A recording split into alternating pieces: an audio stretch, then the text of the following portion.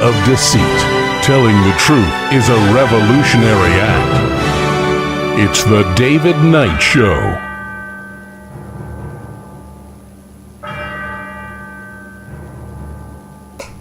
As the clock strikes 13, it's Monday, the 15th of December, year of our Lord 2025.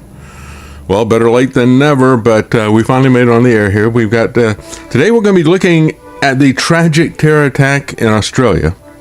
And I think the alternative media is missing something that is very, very important in this story that applies to all of us here. We're also going to take a look at the Pirates of the Caribbean. They keep pirating. Arr. Not just limited to the Caribbean. They are everywhere. We're going to look at the worldwide footprint of our kleptocracy here in America. And pharma is pushing panic-demics again. This time, I mean, they're still pushing the COVID jabs, especially in the UK, but they're now pushing a measles narrative because this whole COVID thing has been so damaging to the vaccine industry. We have questions as to whether or not has Liam Neeson joined our side? There's a new documentary with that. There's also a new documentary about how Native Americans Native Canadians, I should say, are stealing the land in Canada. This is something we've already seen some of it happening in the U.S. as well. And finally, we're going to have UFOs and the paranormal. And this is not even a late night show. We'll be right back. Welcome. Today we're going to begin with the tragic shooting that happened over the weekend. The death toll last I saw was 16, although they said a lot of people have been critically injured. It is an act of terrorism, an act of Islamic terror against Jews there in Australia. But I think there's something else that is there that's being missed in all of this and overlooked even by the conservative media. And that is such strict gun laws is because they had a massive shooting back in 1996. And within just a short period of time, just 12 days after the Port Arthur shooting, where 35 people were killed, one person who had guns and everybody else was unarmed. So then the Australian Prime Minister, John Howard, pushed very, very quickly to get massive gun confiscation. And of course, they had more than 600,000 weapons handed in. You've seen the pictures of them crushing them with bulldozers and that type of thing. By 2009, there were 0.1 gun murders per 100,000 people in Australia, compared to 3.2 per 100,000 in the U.S. Do you think there might be other differences between Australia and the U.S. other than gun laws? That is a false narrative. And the other thing that we're going to see as well, when we talk about the panic being pushed by measles, you always see by the gun control people and by the pharmaceutical people, they always love to show you their charts that say, look, after we did such and such, things have gone down. Well, you can correlate that with a lot of different things. You know, for measles, for example, you can correlate the decline in the cases of measles to the increase in the use of cereal. How nutritious and good for you, right? You can correlate. That's junk science, folks. Correlation does not mean causation. And in both of these cases, both with measles as well as with firearm deaths in Australia, they were already on a significant downward trend. And so one mass shooting does not violate that. And of course, they haven't had a mass shooting for 29 years, but now they have. So obviously the gun control laws don't stop mass shootings. Had as many as they did before, but there is a lot of argument, even within Australia, as to whether or not these gun laws have really made anybody safer. I would say the problem is that what you see in Australia, and we'll talk about it in detail, but here's the bottom line, spoiler alert. The police did nothing. They stood around. They've got a monopoly on firearms, and they did nothing but stand around. A guy who was not armed disarmed the shooter, snuck up on him, attacked him, and took the gun away from him. And he was shot by the other shooter that was there, that the police were not attacking. And so he, by the way, he didn't use the gun to defend himself, which is a perfect metaphor for a passive population. And the other thing about it was, yes, this was an act of Islamic terrorism, but the guy who disarmed him and charged him with not having any guns and was shot for his trouble twice, he was a Muslim. So things don't break down into this simple, well, we got to get rid of all the Muslims and all the rest. Yes, we do need to vet people. Yes, we do have too many people coming in, and we have set fires all over the Middle East. It's no wonder that they hate us. Of course, they hate us because of religious issues, these radical extremists.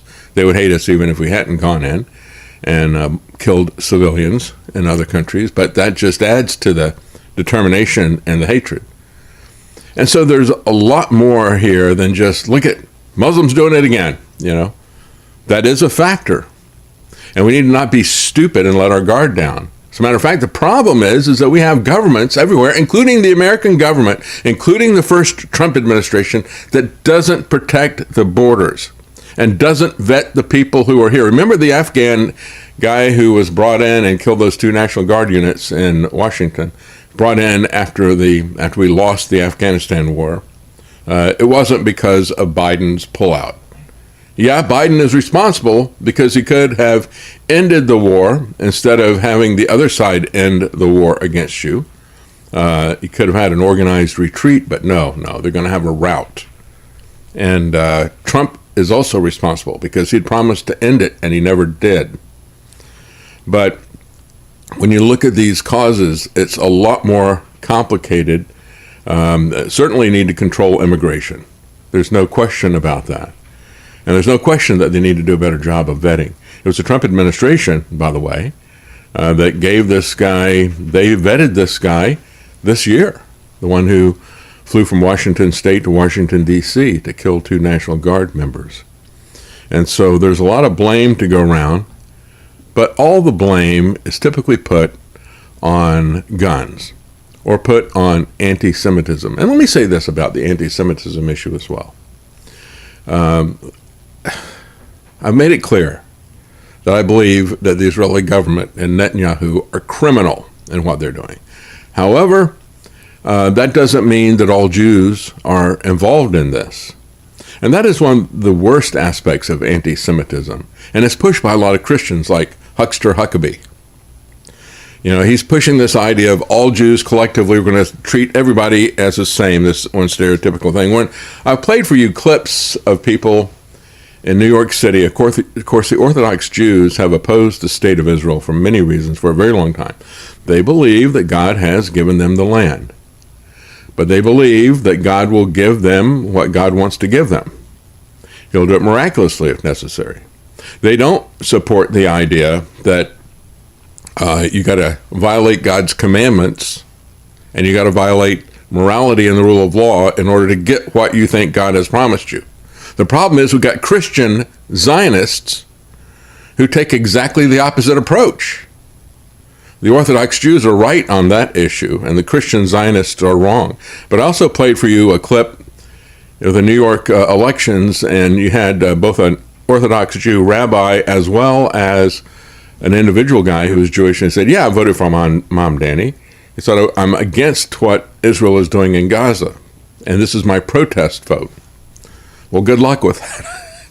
I think Mom Danny is going to be a disaster, but they've had socialist and communist mayors before. For many people, it all turned on who was going to kowtow to Israel, and everybody else in that first debate kowtowed to Israel, and I think that was the key issue that put him in. So there's a tremendous amount of anger worldwide for what Benjamin Netanyahu and the Israeli government is doing, and I think rightfully so.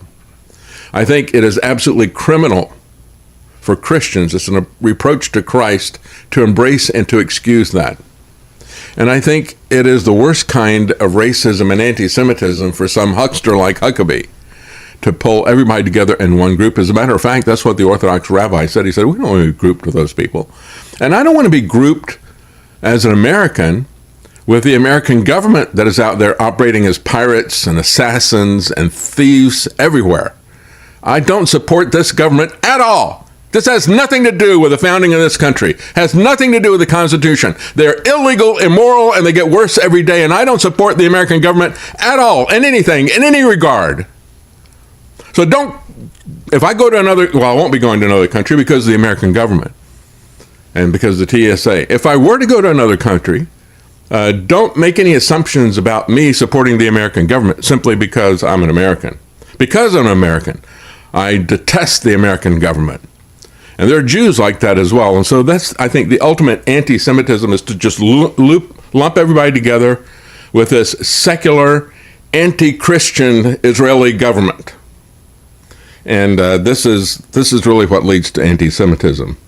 So, as a matter of fact, when you look at the disarming aspect of this, can we trust the government to protect us if we give them a monopoly on firearms? Well, this is what a witness to the shooting said. Can you tell me what happened? Yes, it was two shooters, one on the bridge, one under the bridge, and just started to shoot for 20 minutes. They shoot, change the magazine and just shoot. Simple as that. 20 minutes, was 4 policemen there, nobody give fire back, nothing, like they are froze, like for, it looked like 20 minutes, like, and they shoot, the guy change magazine. I look at him all the time. I was with two of my babies under me, and I look at that, and he's just rifle and a pistol, and just shoot. And the other one was under. They start to come close to the audience. I think one of the people took his rifle and shoot him. That's one of them. That's what I saw. I didn't know how much I saw, but Who were they targeting? all the crowd, anyone, Jewish, just shoot. Doesn't matter who.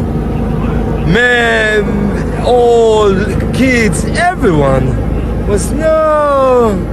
Did they say anything? I couldn't hear. Like the shooting was so loud that we couldn't hear if they say. I was too far. Like he was on the bridge, I was near the tent. So, but I saw. I look at him. I look what he shot. I look at his rifle. He aimed. He did. He really like take his time. He should take his time. And 4 policemen there didn't give fire back. I don't understand why. What was going through your mind? Nothing. Like I'm Israeli. Like I'm familiar with this situation, but like it's terrible in the middle of Bondi. It's terrible. What was tonight supposed to be about? Hanukkah events. Jewish Hanukkah events. Like we do it every year. Sunday, first day of Hanukkah, we do it here.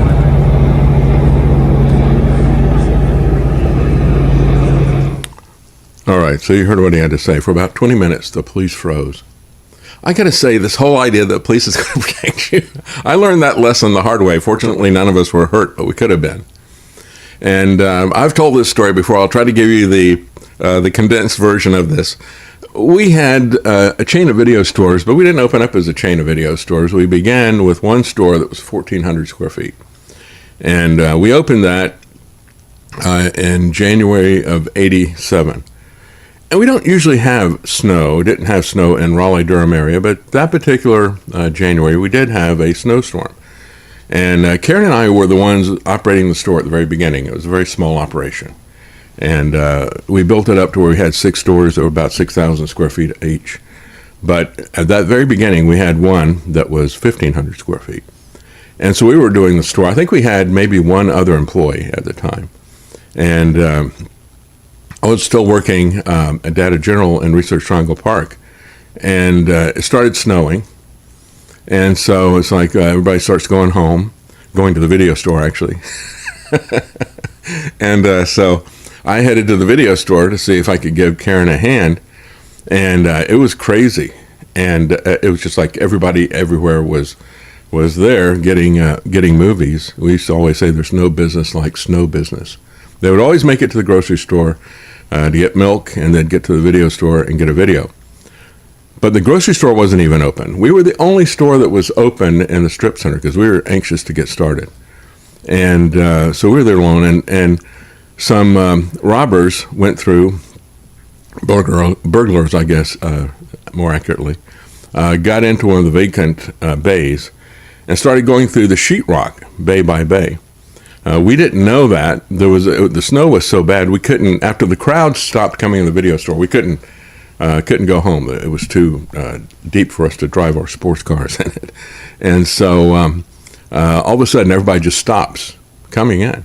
It's like, oh, okay, so let's close everything up and go. And we can go out there, and we can't go anywhere. As a matter of fact, the grocery store, which had not opened yet, was being stocked, and there was an 18-wheeler that couldn't get out of the parking lot. There was a little bit of an incline right in front of our store, and he couldn't make it up there because it was stuck. So he was in the truck, and he was going to sleep there overnight.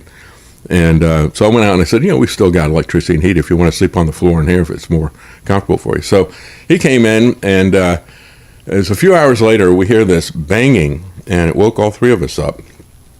And so I walked over to where I heard the banging. I thought it was really strange.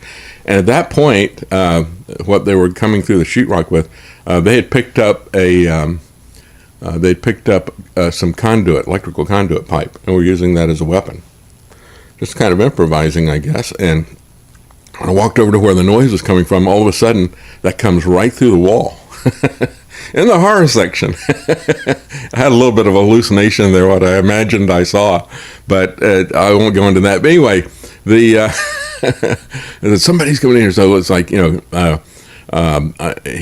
got something that was heavy, and he was going to hit the guys when they came through the door. And I said, no. We'll just call the police. The police are just a couple of blocks down, police station. So I said, they'll get here. And that was very naive. And so Karen is on the phone with the police, and I'm there watching what's going on, and I see these guys as they're starting to come in. So I go to the back, and all three of us are in the back, and we're looking through the door in the back room at the guys coming in. And they're going through the cash register and all this other kind of stuff, and still no police. And so I said, well, let's get out of here. And so we went out the back door, and we slammed it because it was new construction, and the back door was not shutting very reliably. So we slammed the door. These guys heard it and chased us, right? And they tried to get the door open, and they couldn't get it open. They left a footprint where they kicked the door trying to get it open, at the bottom of their foot, right next to the door handle. And but on our side, as we're running out, finally the police have shown up, and they jump out of the car, and they pull their guns on Karen and the other guy as they're coming down, almost shot them. And Karen was barefooted, running through the snow. So they told all three of us to get in the car, and they're going to take care of it. Well, the two cops froze. We were freezing in the police car, but the two cops get over by the dumpsters with their guns drawn and wait for this person to come out of the door, and they can't get out the door. And but they would not go inside. They waited until the SWAT team from Cary, this small town, made it hours later. So we're sitting there all this time waiting for the SWAT team to come. It was a clown show, folks. I mean, we get in there, and the front door is still locked. So obviously they didn't come in through the front door. There's a big hole in the wall over here. And the thing that they used to break through it is on the floor. So where did the detectives go to take fingerprints? Did they take fingerprints off the thing they were holding to go through the door? No. They go to the front door, and I said, well, everybody in this area of town has been through that door. You're going to find plenty of fingerprints there, but none that you can really... And I said, besides, it's locked. They didn't go in or out that door. I said, this is what they were holding. Why don't you take fingerprints of that? Oh, we know that, but we're going to take the door. Even when you tell them, they won't do anything. It was just a pro forma thing that they were going through. They had no interest in investigating it, and it's basically a clown show. So after that, I got a 4-wheel drive, and I got a pistol.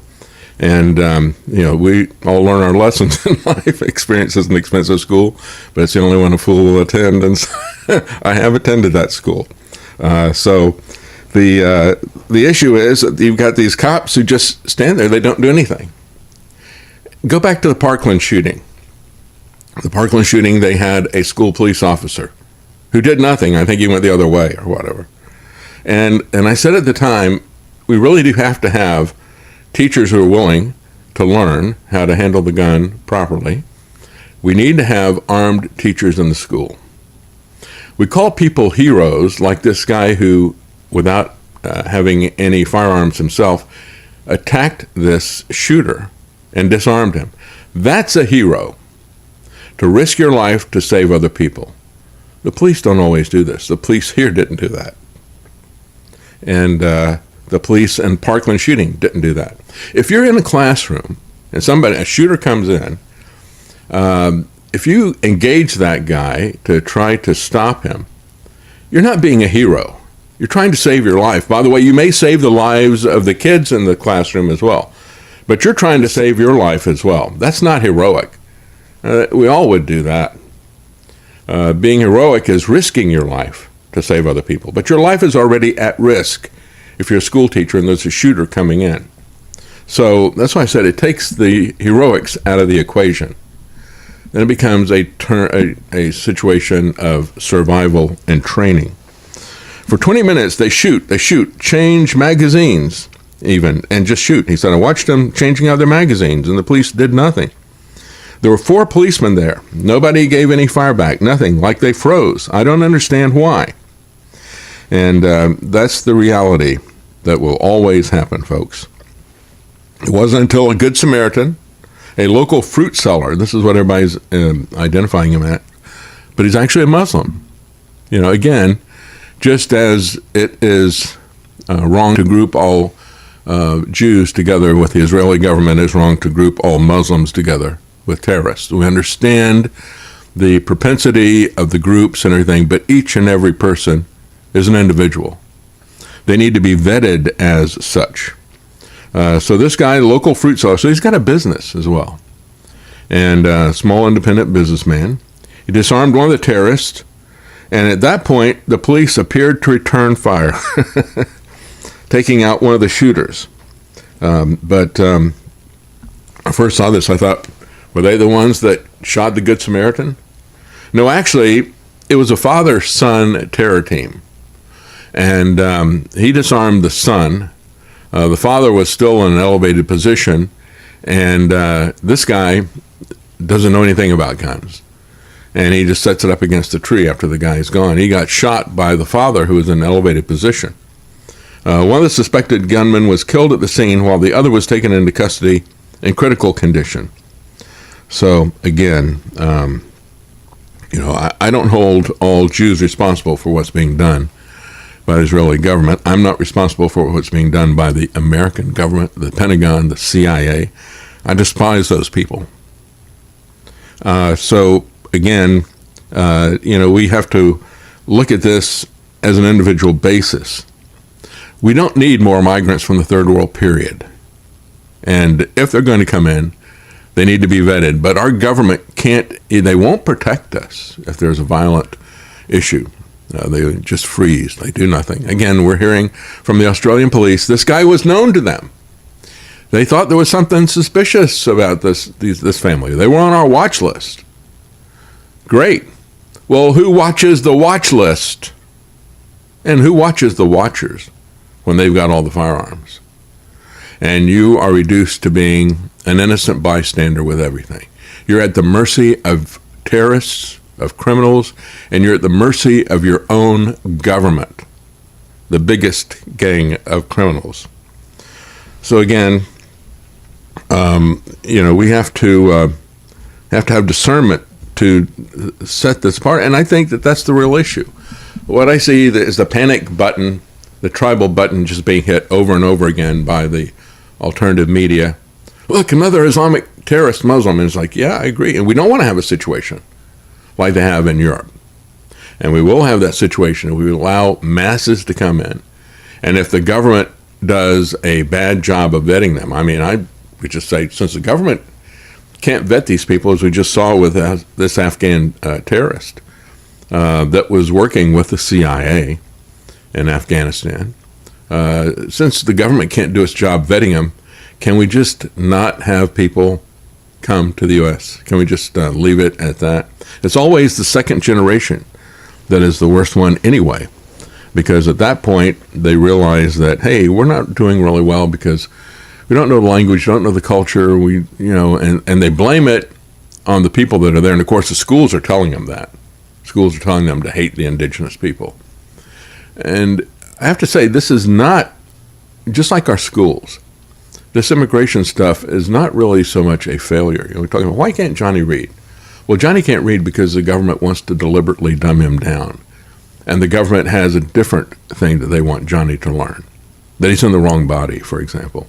That he has to be subordinate to women. I mean, the Green Party in the UK, we're going to get to this later, is actually going to criminalize as misogyny any man correcting or disagreeing with a woman. How's that for matriarchy? I mean, that is matriarchy on steroids. So Johnny must learn to obey the government, to obey the women, to learn that he needs to be a woman to have any respect. This is the message of government. Government is not trying to educate children. So the schools are not failing. The schools are succeeding as an institute of propaganda for the government and of social manipulation and engineering. And so I believe that the immigration stuff is not a failure. I think it is absolutely what they wanted to do. Certainly you can see that with the Biden administration, but I think I can see it with the Trump administration as well.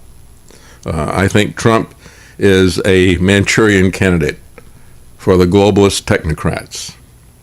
And this is all a part of it. Police said one of the gunmen was on Australia's watch list, but he wasn't being watched. The deadliest shooting in Australia since April 1996, when they took all the guns. So now what are you going to do? Since that didn't work. So the latest I saw last night, 16 dead, 38 injured. A father and son terrorist attack. There you go. But the hero, let's talk a little bit about him. 43 years old, he wrestled the rifle from the one terrorist. Many people said he saved many lives. And again, a hero who, unlike the police, this hero was unarmed. And as a matter of fact, I think we've got a picture of him here. Yeah, that's what he looks like. And here is the video of him stopping the shooters. There's somebody just taking pictures of bodies laying on the ground. They're panning it around. Uh-oh, look at this guy. He's hiding behind a car. And then he runs up and then hits this guy who was just taking a shot, hits him from behind, wrestles the gun away from him, points it at him. The guy was running up there to help him. There was another bystander who threw rocks or something at him. But he's pointing the gun at the guy. The guy doesn't know that the fruit seller has no idea how this thing works. But good for him. I mean, he's a real hero when you look at, here's a short version of it. Just a little bit closer that you can see it. And so he was wounded after the other gunman on a nearby bridge shot him, wounds to his hand and to his shoulder.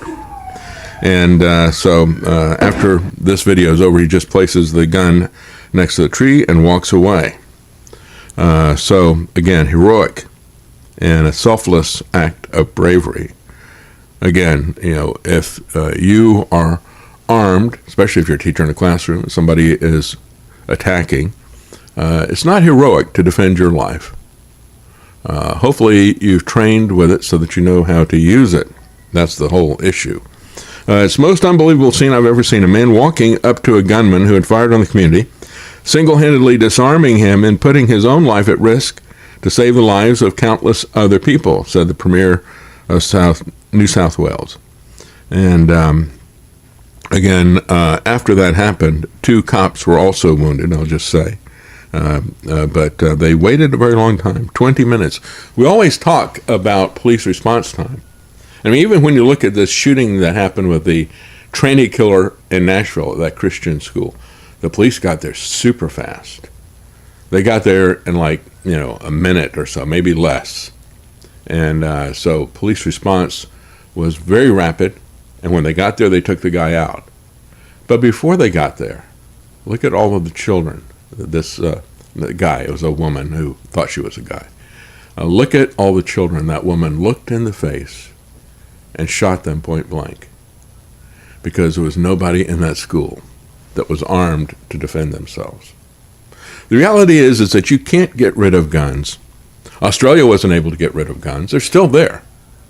And you need to be able, what they did was they got rid of individuals being able to protect themselves. That's what they got rid of. And so when you look at France, the party is over in Paris. The police there are so afraid of Islamic terror attacks on New Year's Eve that they've canceled New Year's Eve.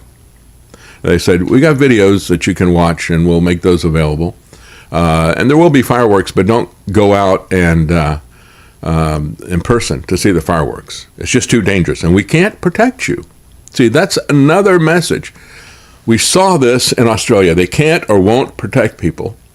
And in Paris, they say, well, we can't protect you, and we won't protect you, so stay home. And why is that? That's because of uncontrolled immigration and these radical Muslims that are there. The massive midnight concert that drew a jubilant crowd of 1 million people last year, with the festivities having drawn throngs to the most beautiful avenue in the world for 6 decades, has been scrapped and replaced with video to be viewed in the safety and comfort of French living rooms. The fireworks will still illuminate the Arc of Triumph when the clock strikes 12, but with officials urging revelers to watch on TV rather than in person, it'll be a far cry from the famed French parties of years past. The famed avenue has now become a flashpoint of violence lately, with throngs of young, mostly Muslim migrants streaming in from Paris's infamous suburbs at night looking for trouble, looting luxury stores, brawling with Parisians and the police. So now, we were told there were no-go zones. Remember that? They used to say, no, it's not happening. Well, now the police have just admitted that Paris on New Year's Eve is a no-go zone. After they told us that they didn't exist, now they're jumping in on it. The Paris police pressed the mayor to scrap the concert because of, quote, unpredictable crowd movements, unquote.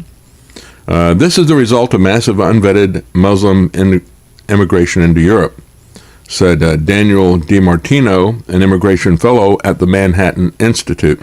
He said, Western Europe has a terrorism problem for many years now, and that has been exacerbated because of unvetted Islamic immigration as a result of the refugee crisis of over a decade ago. We create wars which create refugees. We bring the people in like this Afghan killer. Biden brings him in. And Trump administration vets him and rubber stamps it, and then he commits terror. It is a bipartisan problem, folks. This is not something that's going to be solved by Trump, and it's not going to be solved by ICE. Just take a look at what's going on in Minneapolis, Minnesota, little Mogadishu. It's been that way for a long time, and the massive corruption that goes throughout the Democrat Party in Minnesota, including Tim Walz.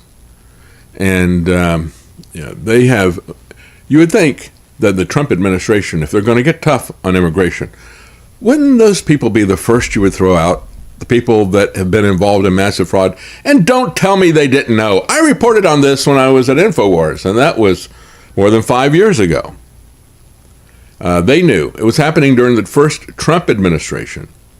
Everybody knew. How did they not know that this was going on? Now they're getting really tough with Somalis. They even arrested a guy who had gone through and been given citizenship and all the rest of the stuff. Said, you're profiling people because of their ethnicity and their skin color. True, they are. But the reality is that they're doing that kind of stuff because they haven't vetted them in the first place. I mean, government just keeps adding one more problem to every time they fail. They double down and do more failures on top of it. And so it's very concerning to see what is happening there. And again, you would think that Trump would start with something like this Al-Shabaab mob that is there. The Trump administration, this was brought to light during the first Trump administration. This Trump administration has been conducting airstrikes and raids in Somalia, a lot of them. It doesn't get much coverage. Anti-war covers it, and I've got the numbers for you coming up. But at the same time, the U.S. government, the planes that are there, are bombing civilian villages, which only creates more terrorism. And then they have a special forces group, secret group, right? This is a hallmark of the CIA. They've been trained by the CIA. They just went in and did a raid where they killed dozens of civilians and destroyed a village. That's what our response has typically been.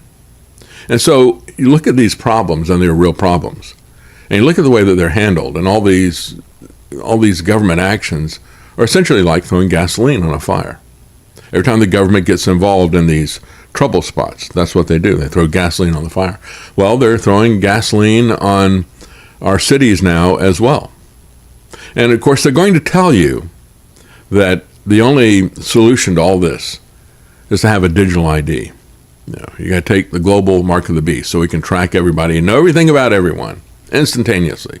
You need to have biometric ID, and people are going to they're using this uncontrolled immigration just like they use the Department of Education. They use it to push people in their direction. They use it to push people to accept what they are pushing on us. Very high terror threat. They cited groups like Al-Qaeda and ISIS. These are groups that, of course, we created and we funded with our government. The Mujahideen became Al-Qaeda. Al-Qaeda became ISIS. ISIS became al-Nusra. Al-Nusra became the government of Syria, where we just had 3 Americans killed, 3 Americans wounded in Syria, right after Trump brought that terrorist in and feted him at the Oval Office. Do you see what's happening here? This is professional wrestling at its finest. So, again, they've ordered beefed up police presence at Christmas markets to restrict vehicle access and mobilize intelligence agencies. As a matter of fact, there was a meme that was circulating, and it says, Christmas market. It shows all of the vehicle barriers and everything that are there. And then it shows a Muslim mosque, and it's like, there's nothing at all there. It's like, so where's the threat coming from? Christmas markets are popular and symbolic gathering places likely to be targeted by violent, politically motivated attacks. So they cited the 2018 Strasbourg Christmas market attack, where a 29-year-old French-Moroccan gangster jihadist, because that's their equivalent of narco-terrorist, again, to say that he's French-Moroccan, this is, they don't want to just say he's Moroccan, but he is. He's not. He's French just because of being in a particular place. Opened fire as he yelled, Allahu Akbar, killing 5 people, wounding 11. Police shot him down after a 2-day manhunt. Last year, we had more scares in 2 hours of New Year's Eve celebrations at the Champs-Élysées than we did in 3 weeks of the Olympic Games, said the police commissioner. These acts of violence are the product of a descent into savagery, said Interior Ministry. It is because you have brought the barbarians into the gate. There is no accountability for the people who let them in, and they're not getting them out. As a matter of fact, most of what Trump is doing with ICE doesn't need to be cheered. He is getting rid of due process, and it is such an over-the-top reaction to things that have happened. You look at all the people who, if they come in, they've broken the law, they need to be sent home. But there's a process for doing that, just like there's a process that they had under their unconstitutional drug war to interdict boats that are bringing drugs in the United States. These boats are not even bringing drugs in the United States and Venezuela that they're blowing up. So there is a process, a way that you can do things, even if you're doing something that is not really constitutionally your authority or whatever. And the Trump administration thugs have just blown all that stuff off. And they focus on people whose only crime has been to come here illegally, which is a misdemeanor. They don't need to be sent to some narco-terrorist prison in El Salvador. They don't need to be put into these concentration camps necessarily. Where it's one thing to put, if you got a lot of people, yeah, concentration camps, you might have to have that. But you need to make sure that you treat people humanely when they are there. And they've made sure that they don't do that. And you would also want to start with the criminal gangs like those in Minneapolis. But instead, they start with a lot of people who have done nothing other than disobey their immigration rules. And so the penalty ought to be fit the crime. This comes under excessive and cruel punishment, what the Trump administration is doing. And it is setting a very, very dangerous precedent for militarization and federalization of the police. Le Monde reported that France is dealing with a new generation of younger, less experienced, more unpredictable jihadists. Oh, okay, so these are the young guys that are now the jihadists. Who are the experienced ones? They said the 6 thwarted attacks that they have stopped this year were plotted by terrorists who are between 17 and 22. 17 to 22? These are the more mature ones, I guess. Europe simply welcomed millions of people who were Muslim, who were not highly educated, who brought with them terrorist ideology, and they're willing to commit terrorist acts, and they have a culture that is incompatible with Christianity, said DiMartino of the Manhattan Institute. Some of them actually hate Christianity. That's why they target Christmas markets. Well, that's true as well. They're much less educated. They're much more Islamic. The children of these immigrants are not integrated into the rest of society. They are still living in ethnic enclaves. They don't have high employment rates, and there's actually much more likely to be out of a job, so they're much poorer. I've always said it is the second generation. But again, the mainstream media always identifies them. Oh, this guy's French. He's French. He's French because the migrant parents brought him in, and he was born in France or whatever, but he's not French in any important way. So we're going to take a quick break. Thank you for watching The Bad Civil Servant on YouTube and North American House Hippo on Rumble, the only channels where you don't have to like and subscribe if you don't want to.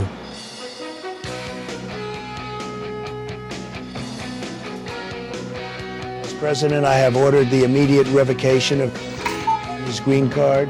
Smell you later.